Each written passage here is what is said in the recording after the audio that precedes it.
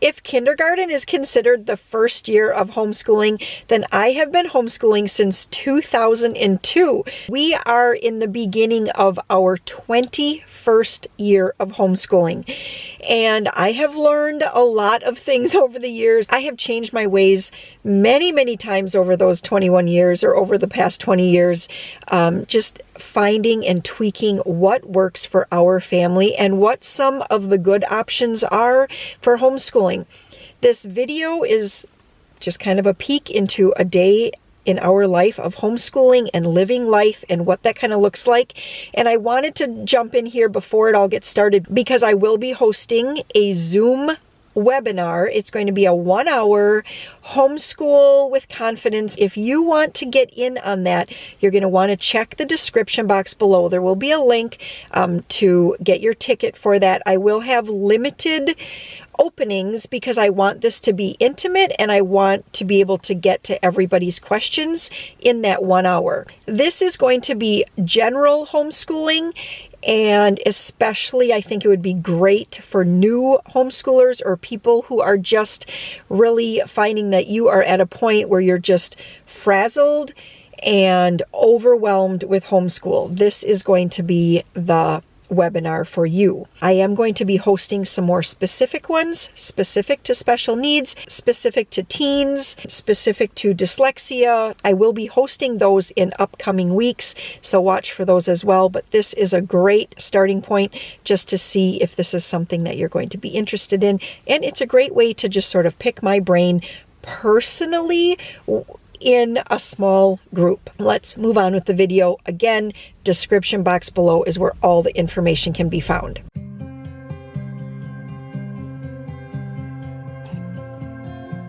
Well, good morning and welcome to my channel. I'm Jennifer. This is A Country Life, and today's video is going to be day in the life for you, really focusing on what homeschooling looks like in our house. So currently I am homeschooling 3 children. They are 15, he has Down syndrome, and then our 11-year-old and 10-year-old. So I'm just currently in the bathroom right now for time-wise.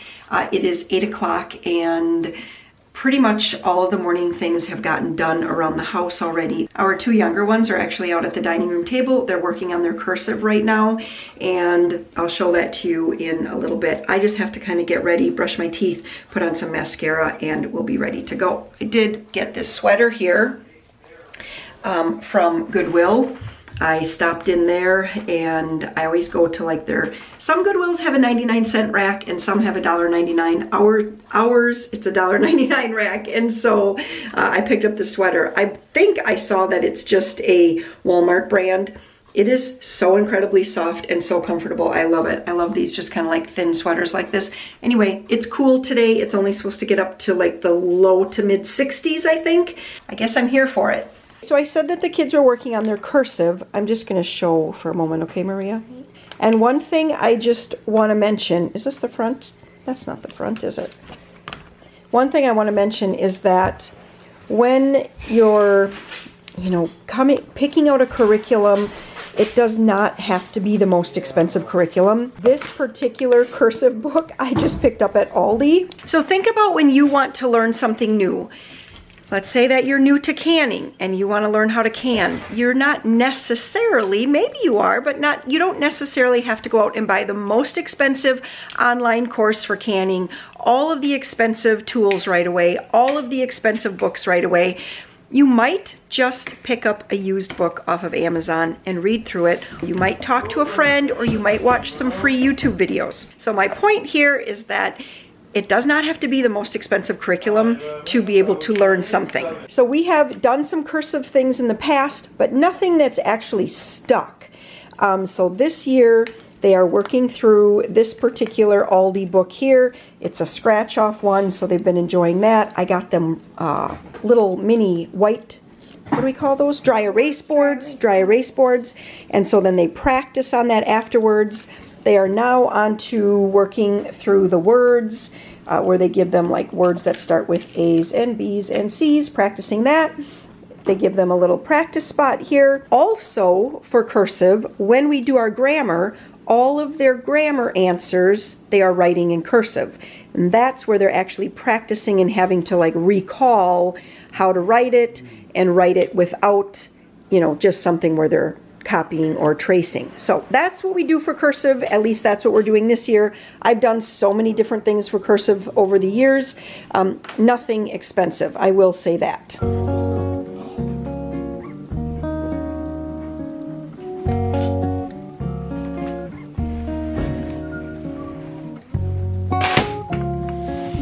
So once they're settled in doing some of their work, then I always go and do laundry or whatever little task that I need to do that's easy enough for me to walk away from if I need to come and help them with something. Okay, so Peter is working on math right now. Again, we've done so many different things for math. We've done online math. We've done just basic. Don't do online math. You don't like online math? We've done.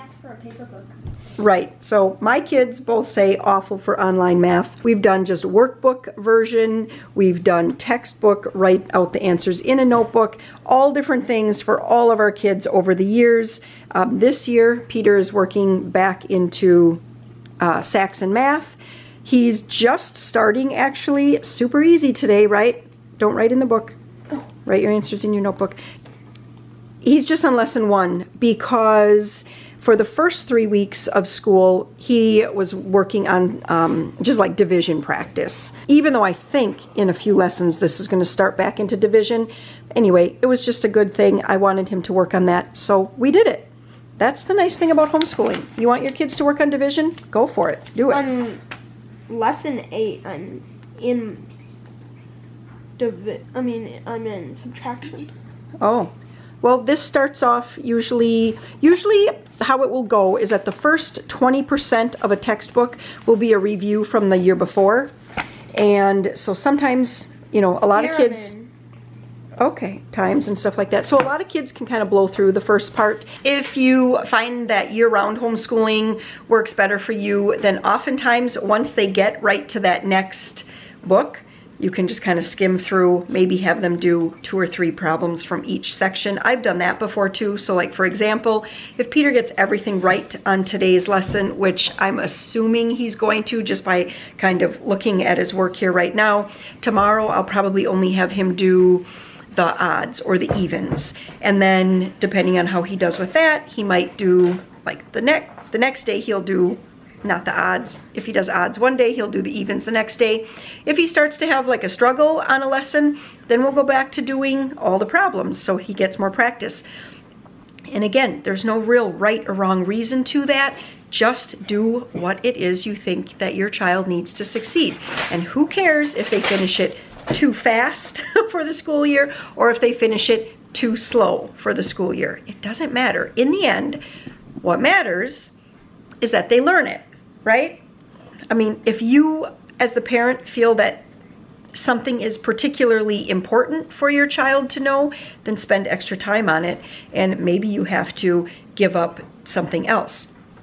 Maybe math becomes a priority and art goes by the wayside. So basically, homeschooling just affords you a ton of flexibility in how you want to tackle the subjects. Awesome. I'm going to check this and we'll see how you did. So this year Maria is working on Seton math. Seton is just, I think you enjoyed it last year, right? Mm-hmm. It's very straightforward. It is a workbook. They give them a lesson. They give them a practice page. Then you turn the page. Can I turn the page quick, Maria? Then they give them a lesson. And then they give them a practice page. So it's very straightforward. That's how my kids, yep, basically she does 2. Sometimes I have you do 3. I think yesterday you did 3 pages, but normally they just do 1 lesson a day. Yeah. Usually she just reads it on her own. Every now and then she'll say, okay, I need some help with this because I'm not really sure. Today's lesson is really all about learning to spell all of the words properly and, you know, writing out. You know why you have to know how to write between numbers to words? Why? Because if you write a check, do you think people will still be writing checks when you're of check writing age? I don't know. I don't know. People hardly write checks anymore that are, at least young people. I still write checks. But anyway, that's why you have to learn how to write this, because on a check... At least got to be one person that's still... And some places can, like, you have to write a check. Yeah, there are some places that still say check or cash only. Yeah. So anyway, this is important, Maria, because on your check, if you write out a check for $265,000, then you have to be able to write it in words underneath. So that's why you have to be able to do this. Yay, I can't wait to write checks. All right, so we're working in the kitchen now. I'm starving. Maria says she's starving. The pears that I bought at the farmer's market are not ripe yet. And the Go-Gurt was not enough, huh? So we grew a lot of cantaloupe this year. I think what's going to be the best, Maria, is to cut it the lengthwise here. You can just scoop the seeds out and then probably just scoop it right out with a spoon. It's going to be soft enough. And you probably could eat a whole half, do you think? Definitely. Yeah, so just use this coffee can.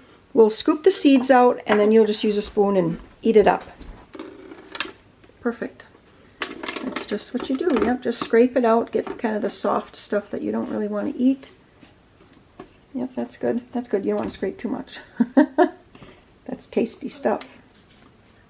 Well, at this point, Peter has moved on to his history. And again, can I just turn this, Peter? Again, we are using a workbook method for history. This is from Seton Homeschool, and I mean, it's very straightforward. It's read a chapter, read the questions, answer the questions. So he is just working through this, and I honestly have them working through this at a really quick clip. So I have them working through this at a pretty good clip because our goal is to finish, for each of them to finish their history books by Thanksgiving, because then the goal would be for them to move on to another form of history. Maria actually has a Bible history next after, I think she's going to be doing world history. Yes, she's doing world history, and then she'll move on. I know a lot of families do it together, and we've done it many ways over the years where we've done it all together, where we're just kind of like following on a 4-year cycle of ancient history, world history, American history, and present history. Is there, or like at the present, or maybe geography? I can't remember. But anyway, we've done it that way. We've also done it where they just individually do their own thing. They both work. They both work well. It just depends on your family, your time, situation, your infant and toddler situation at the time. Just kind of depends on that. Okay, so he does 4 chapters a week. And that way I also know that like next week, he's going to be working harvest. And I don't have to worry about, I think the only day that he'll probably be doing a history chapter next week will be Friday. So I know that working at a quick clip now before a busy time comes for us, it just works. So again, flexibility. So this is our library day. We're heading off to the library. It's about 10:30 right now. I think Peter has all of his schoolwork done except for grammar, which him, Maria, and I all do together. We are trying to grab Joe here. He is down at he's at the reservoir throwing rocks. He pretty much spends most of the morning outside. And then after lunch is when I will, sometimes even it isn't until before supper when I actually sit down with him and we do his schoolwork. He spends a ton of time outside, which is great. I'm happy about that. Basketball, trampoline, sand pile, throwing rocks, biking, just all kinds of things. Right, Joe? Yes, sir.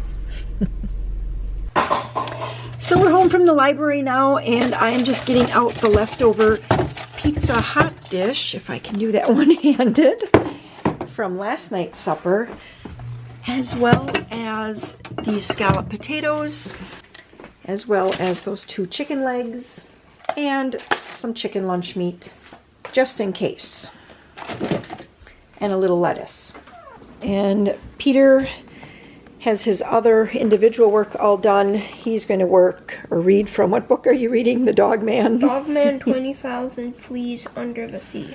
You like those Dog Man books, don't you? They're so funny. Just funny books, huh? Yeah. And Maria's going to go and work on her history. She's working on world history, which is very... Awful. I thought you were going to say hard. Both. Both. It is very hard. It is pretty hard. I'd have to say that it's pretty hard. At the end of the chapter is a fill in the blank. And then oftentimes, you know, with a lot of the different workbooks, once you find that sentence, you just kind of like have to find the word that's missing. But it's not like that. They actually will ask questions. It'll be a fill in the blank, but you kind of have to infer the answer based on an entire paragraph or 2 paragraphs of reading. So it's definitely a little bit harder. I have to say, you're going to like it next year because Peter's, I would say, is actually easier than Maria's. So I don't really know why it is like that. Maybe it's just because American history, we just tend to know a little bit more about it than world history. I don't know. But anyway, I'm going to warm up lunch. She's going to work on that. And then after lunch, we'll get back into some more homeschooling things. So in an effort to keep Joe by me, because I want to go and do his school here next, but also I want to get some pumpkin bars into the oven. He's going to help me here now put all the ingredients into the bowl. The nice thing about this pumpkin bar recipe is literally you just put everything at once, except for the frosting ingredients, into the bowl, and then I'll put it over there under my mixer and mix it all up. And then once it's in the oven, it has to go in the oven for about 25 minutes. That'll be perfect amount of time for us to do his reading and his writing. Okay, a half teaspoon of salt, Joseph. All right. Got it. I got it. Salt. No. Half teaspoon. Open up the other side. Open up that side and then reach that in.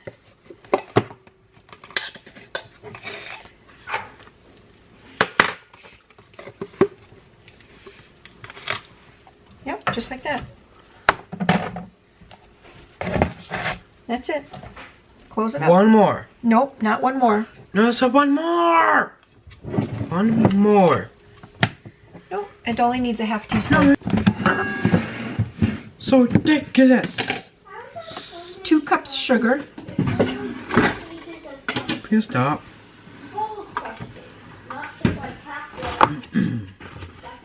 And 2 full cups. Oop, here, let's do it like this. Let's do it like this. Why don't you pour it? Put your cup right, no, put your cup here. And then I'll just pour.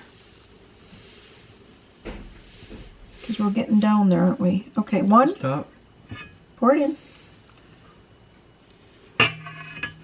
2. And then 2. Just it. Yep. Just it.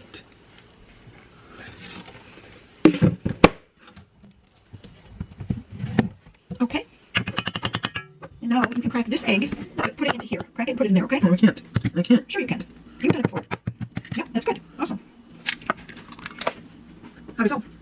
Melt. Perfect. It's melt. Not it. It melted? Yeah. Well, it's supposed to be liquid. Put that in the garbage. And then do 1 more egg. Okay.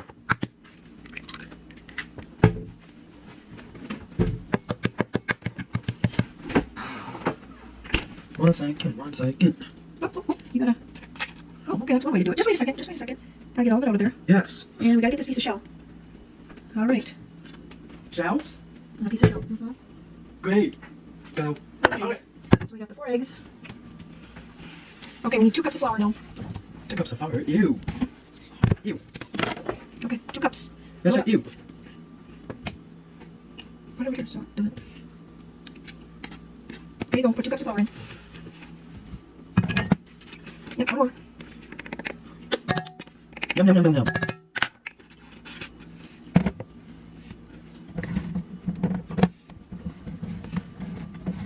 Yep, spread it out.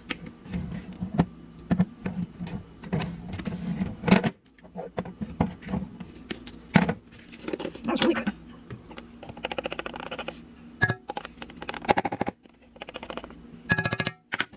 No more. Put the lid on it. So for pumpkin pie spice, I have a container from when I bought pumpkin pie spice one time. And I just keep this container. And in my cookbook number 1 on page 47, I have a recipe for pumpkin pie spice.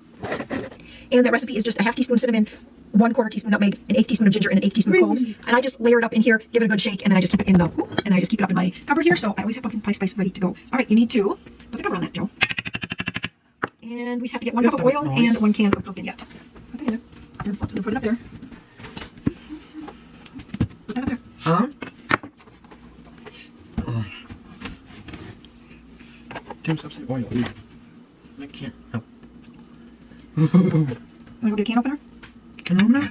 What is it? It's in the other drawer over there. Drawer? It's hard.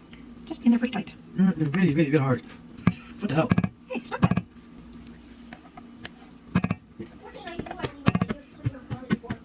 I don't think he was born that year. I think that's the year that he traveled over. He started his travels, right? It's better?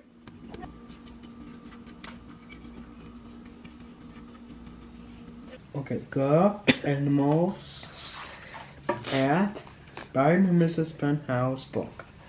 So for Joe, last spring, Don't I call it started doing the So Happy to Learn method by Mrs. Brown. I will link to her website. She also has a YouTube channel where she does put sporadically, she does put some, Squirrel. she puts a few videos up of how she is working with kids in her home. I squirrel. And anyway, it's just kind of a method of modeling Mom, rather say. than just kind of Mom, testing. say. Bushy. Then- It's very paper intensive. I always start with the beginner book Yeah. just so that he can start to see, like here would be the first page of the beginner book. The dad said, please, please. Now let's look at the first page of level 1. Good. Good. The girl asked the boy, will you please hold my hand? The boy said, sure. The girl said, thank you. And then there might be a level 2 that I didn't print yet. Sometimes some of them have a beginner, a level 1, and a level 2. Like I said, I always do all of them just so that he can start with the easy one, feel super, super confident in his abilities, and then we go to the harder one, and then we go to the harder one. So anyway, he is working on the animals one. This is one of his favorites. He did it last year over and over and over again, and he still wants to do it this year. So that's another part of this program, or at least when I work with Joe, is if he is enjoying or wants to keep reading the same one kind of over and over, I let him. I sneak in an extra one in there, but I don't ever say, absolutely no, you cannot read that book. We always start with it just because it's a favorite. So I keep all of Joe's So Happy to Learn stuff in this tote here, at least the books that I have printed out, as well as all the happy sheets and the grown-up happy sheets as well. The grown-up happy sheets is a great way to keep my, keep my fingers busy, and it's fun to do too. She has little prompts for writing and things you're thankful for, and here's one here, write about your happy sheet experience. So you just write, and it's kind of a nice thing for me to do, and it keeps me close to Joe while he is working on his happy sheets without me just kind of staring at him. And it gives him that autonomy to just kind of work on it, and then he knows that when he needs help, then he just asks me for some help. So anyway, this is just where I keep his stuff. We finished up, we did that it was about 35, almost 40 minutes that we worked on that. And that's pretty normal for us to work on that. So next up, we are working from Easy Grammar 5. We started in on this last year, and just right towards the end of the year. And what I do is I copy the student pages out of here, and I make a packet for them. So Peter has his packet, Maria has her packet over there, and then we will just work on anywhere from 1 to 5 sheets a day, depending on how long each one takes, how complicated it is. Yesterday we were working on contractions, and we're going to continue working on contractions today, and more contractions, and more contractions. So that is today's unit. This has worked really well. This is definitely more of a teacher intensive kind of thing, and that's why I do them together, and we just work at one level, and both of them do it, and we just kind of keep moving through like that, because to try to do 45 minutes with one, 45 minutes with the other, it would just be just too time consuming. So we just work at one level, And I mean, verbs are verbs are verbs. It really doesn't matter if you are 10, 11, 12, 15. Honestly, it doesn't matter. Verbs are verbs. For grammar, we set the timer for 40 minutes and worked until the timer went off, which was actually just enough time for them to get one entire page completed. They're doing contractions, and I'm also making them write everything in cursive. So that does take a little bit of time for them. The only homeschool thing that still has to happen here is Maria is still finishing up with her history. It's taking a little bit of time, but I think, do you think you have about 20 more minutes? So I'm thinking that she has probably 20 more minutes to finish up this chapter, and then that will be a wrap on this homeschool day, and it is 2:35, so by 3 o'clock she'll be done. Now remember, we're not doing school for this whole entire time, as far as, you know, it isn't like they're just sitting down schooling the whole entire time. We took our time, went to the library, did all the things, just living life. The pumpkin bars are out of the oven. I'm going to bring out some cream cheese and butter to let that soften. And at some point here, probably within the next hour to hour and a half, I'm going to work on, I'm going to get these frosted. But I also have some things that I need to do, and that is take jars downstairs. Well, some of these I might actually need, as well as label up my tomato soup and get those down to the basement. And then it's going to be time to clear the island and start working on tomatoes. So one of our house rules is no TV till 3. I mean, it's not perfect. But anyway, usually on the day when they get some library movies, and at 3 o'clock they like to sit down and watch a library movie. And so what I just worked on is printing more happy sheets. Those are the grown-up happy sheets, but more of the happy sheets for Joe. So I just want to show you, let me show you here, a level 1 happy sheet set. So they have like some spots. They're writing yes or no. They have spots here. You can tear these happy sheets out, and you can do lots of different things with these. You can just have your child match the word to the picture. You could have them write the word underneath the word. You could have them copy the word here over onto this square. They could just point. There's so many different things. You know, the sky's the limit as far as what you as the parent want to do with those. Here's, this is called like Go Stop. I was just practicing writing straight lines from left to right. Go, stop, go, stop. Go, stop. Here's some happy to draws. So she shows some things. And then, since these are all words that he has learned, he could either go back in here, like for example, the word heart I know is in here. I don't know if tree is in this one or not, but he has done tree and balloon in other happy sheet packets. And if he can remember how to spell it, he could also write the word underneath here. That's the thing with happy sheets, is you can just utilize them however you see fit for your child. Add to them as much as you want. Print them single-sided so that you have this back page here to do other things on it.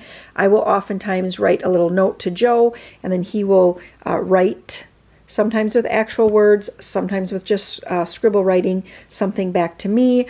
We might put a column here, and I'll draw like my favorite food, and then he'll come over here and draw a favorite food. You can do anything. You can do math on here, you can do spelling, you can do drawing, art sheets, really whatever. But it's a great spot to keep, just to keep them learning. And here is a coloring page with some reading. Here's some writing of words and some reading. We have some happy sheets, practice writing your numbers. Now, on this page with the writing numbers, I over here would have him also do some math. So I would make some math problems, 1 plus 2, I would do 1 plus 3, I would do 2 plus 3, you know, that kind of thing, mix it up. Then I would also do some subtraction, do a 3 minus 2, a 3 minus 1, a 2 minus 1 problem, and have him do those math problems over on that side. Some more artwork, some more yes and no work. I like that she includes pictures of her students so that the kids can, you know, it's just fun for them to see other kids. doing the work. I'm just working at getting everything stapled together, so I have some new books. There's some new beginner and level 1 books here that I wanted to print. And this was a new book. I was just getting this one stapled. This one is, I would say that this is for sure level 1, 1.5, probably, with the word realized in there. This is probably almost a level 2 book. So anyway, just prepping whenever I have like an afternoon and I notice that some of the books that Joe's been reading, he wants to keep doing the same ones over and over again. I start to like take those out, put those away for a little while, and put some new ones in place. So when he looks through looking for books to read and he can't find his favorites, he'll pick out something different. At least we can get some new reading and some new words into his repertoire.